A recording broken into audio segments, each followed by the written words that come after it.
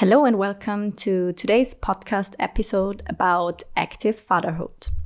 Since 2008, I have been working in the Men's Counseling Center in Graz as a certified systemic life and social counselor, sexual counselor and family counselor, and thus have a lot of experience with fathers in various crisis and problem situations or questions.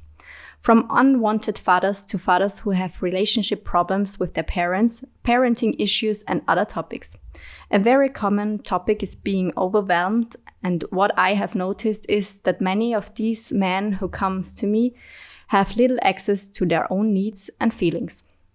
They function, do a lot for their family, financially, housework-wise, but have little access to their own needs and emotions. They have the feeling that they have to function, and are actually quite burnt out energetically at the end, dissatisfied, which also often leads to conflicts, quarrels in the partnerships. Another area where I get in contact with the topic of fatherhood is the Boys' Day in Styria, where I am the regional manager of. The point is that more young boys should strive for professions in the field of care, upbringing, education.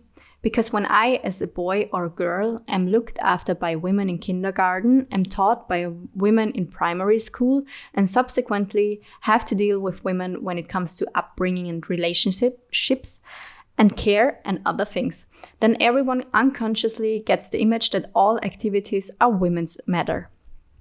This has nothing to do with the quality of the work, but simply with these role attributions in our society.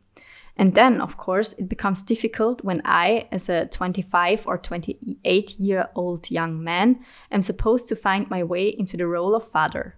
When I have the feeling that I am not really competent, that this is a women's thing, that women can simply do it better. And it is very important to us to correct this image. There is no scientific evidence for this. Men are basically just as competent as women are in the areas of care, education, and working with children. The huge difference is that we are culturally used to women taking on these tasks. However, women also have to learn to find their way into this role, to manage these tasks well. This is not something that comes naturally. It is something that is socially demanded of them. In the third area where I work with the topic of fatherhood is father training within the framework of EU projects.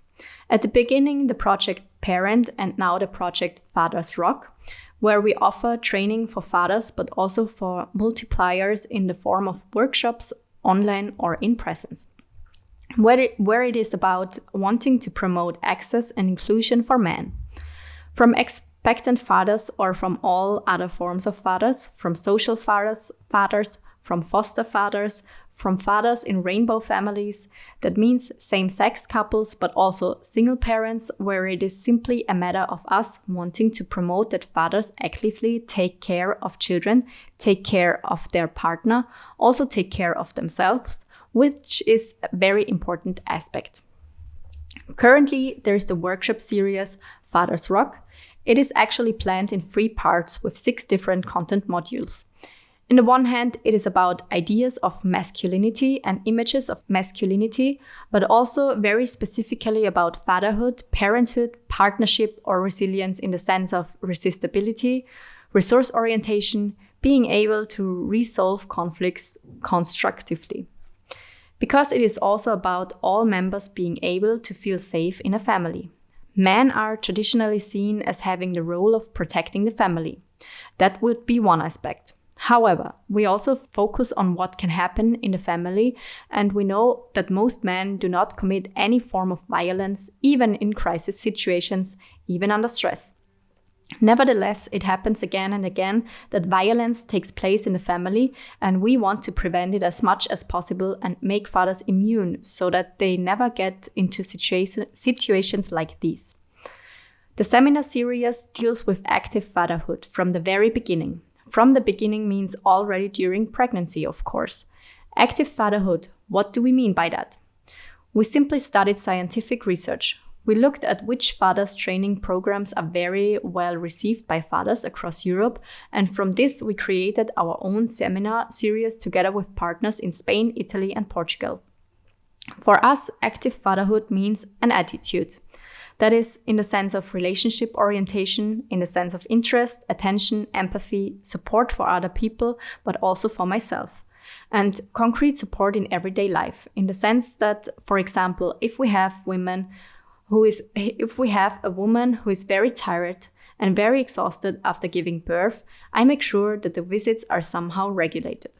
That there is not someone in the house all the time, that the wife can just sleep and recover, that I as the father do housework and so on and so forth. This process should not only take place around birth, but also throughout the entire upbringing. And as far as the attitude is concerned, it's also very much about partnership orientation, that a man and a woman are more or less equal, and that all important decisions in the family should be made together. Another important aspect is self-care. This means that as man, I learn to take good care of myself, to make sure that I am well, to be aware of my wishes and needs. It also means finding the language to express myself clearly and, if necessary, to stand up for it. That is a very important aspect. What advantages does active fatherhood now offer to the child? For the father himself, for the partnership? As mentioned before, on the basis of scientific findings, we can say that children who grow up in families where the father is also actively involved in care and upbringing. They have fewer conflicts with other children of the same age as well as adults, therefore fewer difficulties. They find it much easier to get in contact, to maintain contact. They are much less likely to be bullied, or that they themselves become aggressive and violent towards other children and adults. This is a very important point, because in men's counseling or with young men, the topic of bullying at school comes up again and again. If I have a son now, the boy has a great example of how fatherhood can be lived as a man.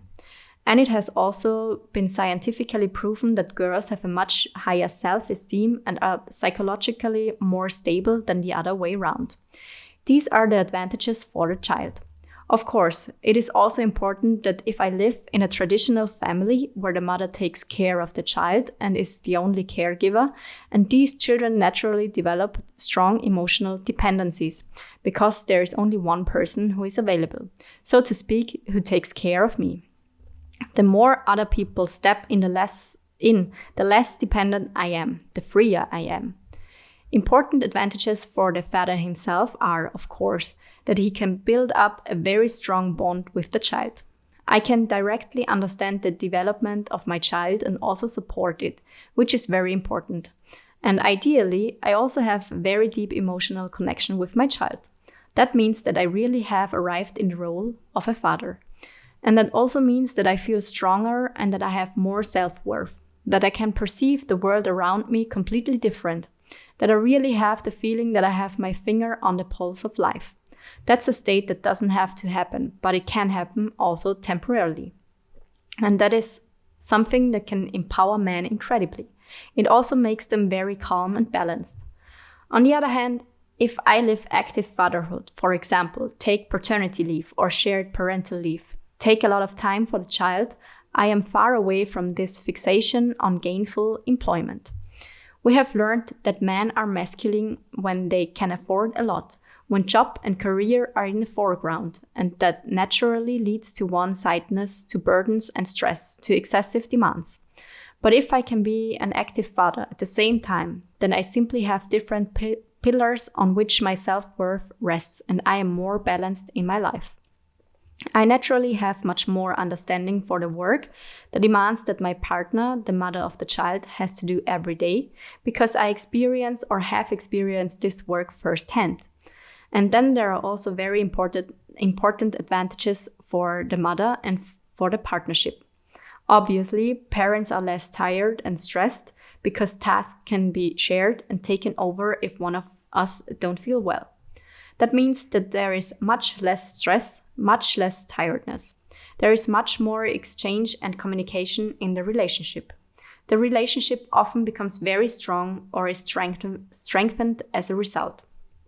Another important aspect that comes up in counseling, when I as a father don't have much time and energy for my child and family, I often feel somehow excluded, Because when I come home after a long working day, I experience my partner very close and intimate with the baby, and I'm not part of this.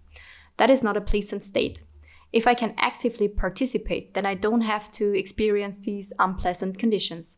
Of course, the birth of a child changes the couple relationship very much. And if I simply help to shape parenthood as an active father and participate, then I can usually cope with it more easily.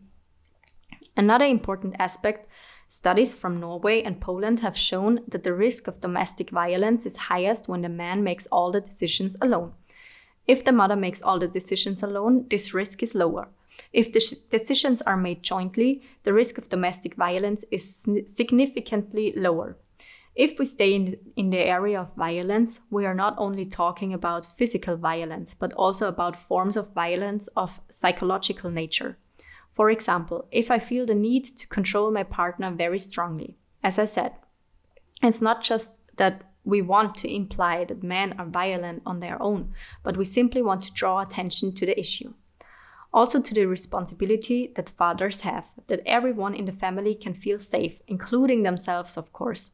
In the workshops, I meet fathers who are very motivated and want to take on a lot of tasks. In the end, however, they can do much less because they simply want or have to continue working full-time.